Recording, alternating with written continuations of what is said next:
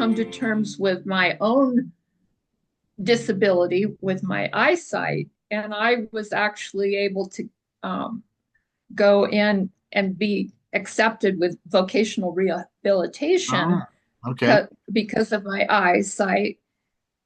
And that was when I knew that the Lord was calling me to do something else. You're a counselor and it flows in you and through you, You had So a directive word from a prophetic guy that yes, confirmed something in you to where you wanted to help through yes. counseling.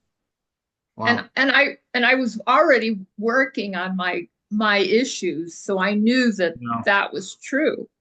I was already dealing with a lot of inner healing Hmm. dysfunctional stuff that I needed to take responsibility for. So, and I wanted to help other people get set free. Yeah.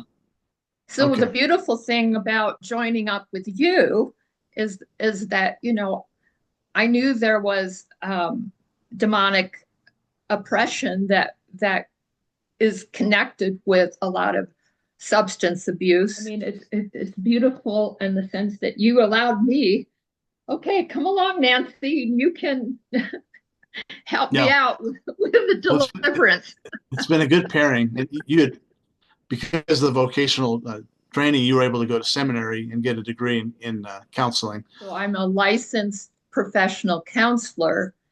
And then Okay. I've also had postgraduate work in marriage and family and play therapy. Okay. So, Yeah. Play therapy. I knew you did a lot with kids. So, so yeah, it's about 25 years. okay. Yeah. Just a quarter of a century, a little more than a quarter of a century. So Yeah. no big deal. Just a quarter, basically. Yeah, So yeah, right. you and I were a natural pairing in helping free people from forms of oppression or enslavement. And so, do you feel like, and you already hinted at this a little bit, do you feel like um, deliverance and addiction can be connected to each other? Oh, yes, definitely. Um, because when you are misusing the drugs, um, whatever way, shape, or form, that's pharmakia. And you're referring to the Greek word for witchcraft, which Yes, happens to be the same root of substances, pharmacy, right. pharmacy, Yeah, pharmacy. Yeah, but pharmakia. Yeah. it's not just because there's a similarity in words, but you see a link to addictive behavior, or we're out of control. You see a link between that and dealing with demonic demonization. Yes. Yeah, and of course I do too. Obviously, I don't know how obvious it is for everyone else, but we see a link Yeah. between a lack of freedom, compulsive behavior, and demonic attachments. So, and I'm going to ask you the same two questions that I asked people on the street uh, Okay. this week. And the first one is, what's the best way to beat addiction? Addiction, when people they're wanting to fill a void, Mm-hmm. and because they don't feel settled, they feel insecure, they're looking for something. And for whatever reasons, they may be blinded to the truth of the fact that, God can fill you. I mean, when we Mm-hmm. when we put our hands on someone as we're praying, we're asking the Lord to fill them, you know. So I think the best way to defeat addiction is asking for, God to fill you, and not Mm-hmm. to fill it with a substance or other things, but to open yourself and a surrender. What's the first step with Yeah, in the 12 12 step. and the 12 steps? It's Mm-hmm. recognizing I can't control this, even though I think I can. Yeah, I've realized I can't. My Right. Yeah. life is out of control. Yes. And then now you go to the second step, which has to do with Yeah. filling that void, Right. filling that void with something else. It's interesting that in the 12 step program, you're filling the void with God, before you're learning behaviors to cope or to live without the addiction. People that I talked to said that you need strong willpower and you need strong support.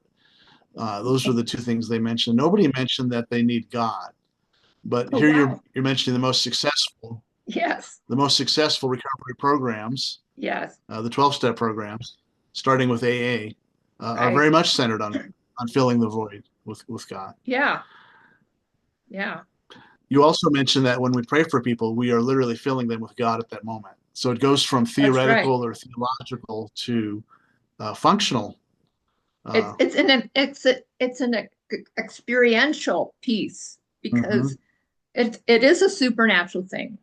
Whether we actually are twitching or feeling our hands get hot or not, sometimes we do, mhm, but we know that God's there because he mhm. said, where two or three are gathered together, there I am in the midst. So even just in the model that we do with two of us praying along with whoever's leading and the identified Yeah, person, God's there. yes.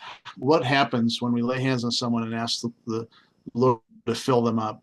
What are some of the things that happen to the person we're praying for that you've seen? Um, I Like, see how do we know if they're getting filled? I guess is what I'm asking. I see a change in their facial expression. They become more relaxed. They're not so fearful and tight in their maybe in the jaw. They're more relaxed. That even with their eyes closed, there's just something there. They're not fluttering or twitching. Mhm. And then sometimes we see not only just a gray facial kind of they change and they're radiant with